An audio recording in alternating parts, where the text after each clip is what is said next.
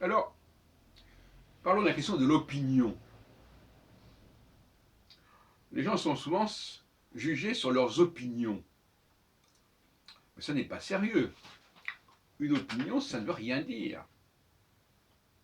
J'ai déjà dit 100 fois que parce que quelqu'un tient une certaine opinion, que ça veut dire quelque chose sur sa qualité intellectuelle.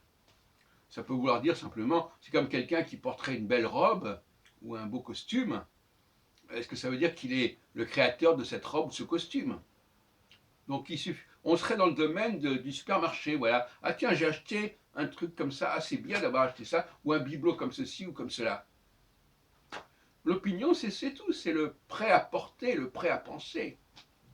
Et moi, je n'attache pas trop d'importance aux opinions quand elles sont de ce type-là. Ce qui m'intéresse, moi, ce sont les opinions qui correspondent à un déterminisme euh, subconscient, endogène, et pas exogène. On ne va pas nous leurrer en faisant tenir certains discours par certaines personnes. Un enfant qui lirait un texte de Kant, parce qu'il saurait lire tout simplement, ça ne veut pas dire qu'il est un grand philosophe. Hein. Une femme qui tient tel et tel propos, ça ne veut pas dire que les femmes sont comme ceci ou comme cela. Ce sont des choses qui sont empruntées, qui sont, voilà, qui sont prêtes à être utilisées. Euh, il faut passer au stade de...